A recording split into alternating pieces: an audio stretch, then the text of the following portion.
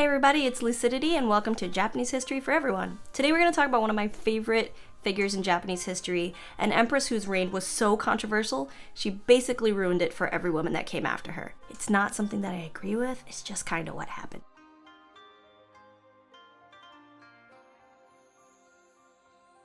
In 2005, the Japanese imperial family was in the middle of a succession crisis. Emperor Akihito had two sons, but both of his sons had only born daughters. And according to the succession law of 1947, only direct male descendants of the emperor could ascend the throne.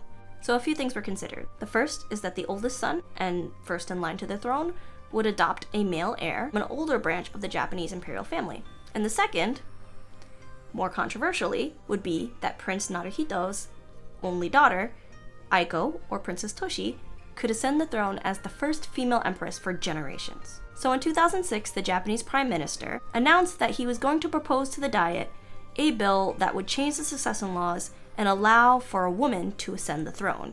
82% of Japanese were on board with this, according to surveys. However, later that year, Emperor Akihito's second son, Fumihito's wife, gave birth to a healthy boy, Prince Hisahito, second in line to the throne, preserving the imperial family line and thus ending the succession debate.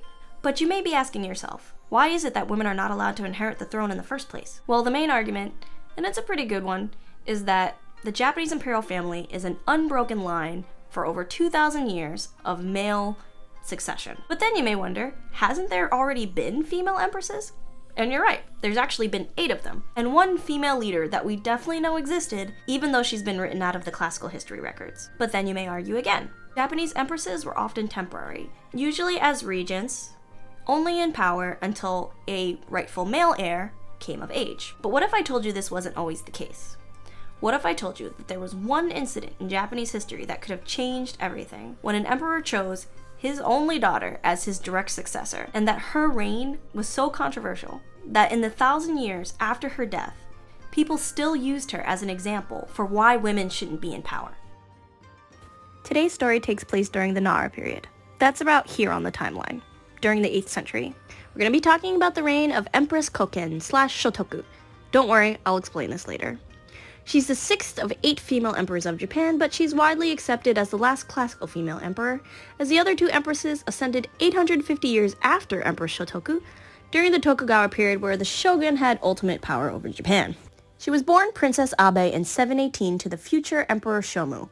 She had a younger brother at the time of her father's ascension, but he tragically died only a few months after his birth. So what's an emperor to do? He makes an unprecedented decision in 1738 and names his 21-year-old daughter, Princess Abe, his heir to the throne.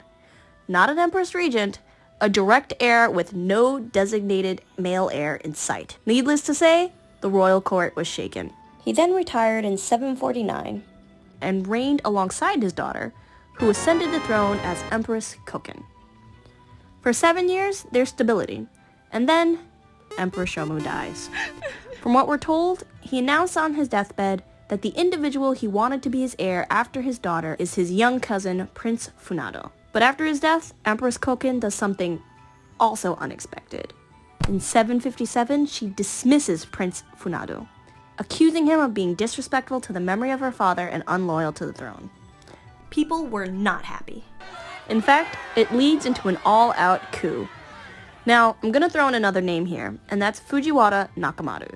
You have to keep in mind that during this time, the Fujiwara is the most powerful family in Japan, and Nakamaru is the highest-ranking member of the Fujiwara family at this time. Fujiwara Nakamaru stamps out the coup in its tracks. But in the wake of all the violence, Empress Koken is forced to choose another successor. So she names Prince Oi, another cousin and a trusted friend of Nakamaru. She retires, and like her father before her, Prince Oi ascends as Emperor Junin, and Empress Koken takes her place beside him at the court. The Fujiwara clan is happy, the people are happy, and everything seems to be restored to order. And here's where things change. In 761, the former Empress Koken is now 45-ish and becomes very ill.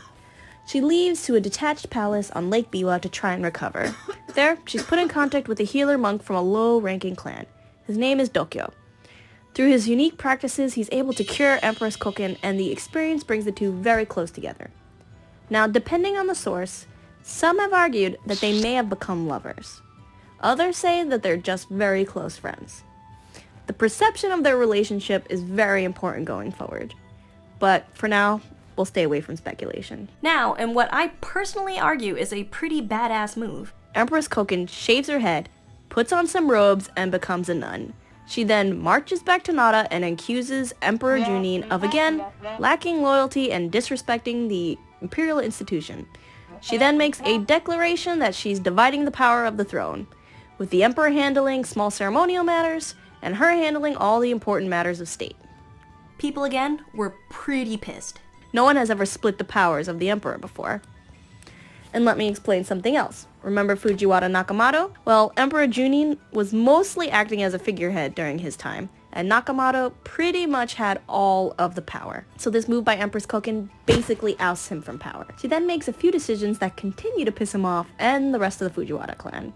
First, she removes a lot of the people that Nakamoto had appointed and sends them to rule over lands further out from the capital. She then appoints the Monk Dokyo, an outsider from the royal court and a man of low birth, to a very high position of power. Again, removing a previously respected member of the court that Nakamoto had appointed. Rightfully angry at these developments, Nakamoto starts a full-on rebellion, which unfortunately ends tragically for him. In the aftermath, Empress Koken dethrones Emperor Junin and sends him off to exile. Even though he didn't even join the rebellion. He didn't actually do anything, the poor guy. And in 764, she reascends the throne as Empress Shotoku. So can you guess what she does next? That's right, she appoints Dokyo to an even higher position of power, one of the highest possible in the royal court. And now we move on to the final chapter, where everything falls apart. In 769, an oracle arrives in Nara from the shrine of Hachiman in Kyushu. The oracle says that Dokyo should ascend the throne as the next emperor, for if he does, peace and prosperity will come to Japan. Empress Shotoku is shocked, but she's a spiritual woman, so she entertains the thought. She has a dream, and in that dream, she's given advice to get a confirmation of the oracle, so she sends someone over to Kyushu. And when they return, they basically say something to the effect of, subjects can't inherit the throne, only someone of imperial lineage can. Which is what everybody knew to begin with. So, the whole thing's interpreted as a ploy by Dokyo to try and seize power and take the throne. And Empress Shotoku is accused of being weak-willed and allowing herself to fall victim to a man like Dokyo, a man of lowly birth who used her to try and reach the highest position known at the time. The following year, Empress Shotoku dies and Dokyo is banished from the capital. The Fujiwara rise back up, choose their own successor, and reconsolidate their power. So here's the thing. The mere suggestion of Dokyo ascending as the emperor was kind of blasphemy to begin with, and the whole thing would have just been suspicious from the outset. Which means there's a high chance that this whole thing was just a rumor that got spread around by somebody in the royal court. So if it was a rumor, who started it? I'll give you 3 plausible scenarios. Number 1, Dokyo may have started the rumor himself. He is a monk of a low background, he's already risen to a very high position in the Nara courts, and maybe he did want to seize that ultimate power for himself. And number 2, Empress Shotoku may have spread the rumor on her own. Empress Shotoku may have wanted to name Dokyo her heir, but being of a low background, the only way she felt she could do this was to have someone pose as an oracle, stating that Dokyo would bring peace and prosperity. And then there's number 3, which is my personal favorite, is that someone from the Fujiwara clan, nervous about Dokyo's position and feeling that he was a threat to the Fujiwara clan's power, spread the rumor in hope to destroy his reputation and basically get rid of him. And here's why I like this one the most. Empress Koken, or Empress Shotoku, to me, has very consistent behavior over the course of her reign. Before she had even met Dokyo, she was already trying to delegitimize her heir and keep power for herself. She had a very close relationship with her father. She was groomed for leadership at a very young age. And it's very plausible that she felt that she was the true person who knew what her father would have wished for the country, and the only one who can bring that to Japan. So for those reasons alone, the idea that the Empress was just a weak-willed woman with the Monk Dokyo whispering words into her ear, making her do all the things that she did, doesn't sit well with me. But I'll leave it for you to decide. Do you think that Empress Koken / Empress Shotoku was a weak-willed woman Or do you think that perhaps the Fujiwara clan, the most powerful clan in Japan, wanted to make sure that no future empress could ever threaten their power again? And to do so, they made an example of her to show that all women could not lead Japan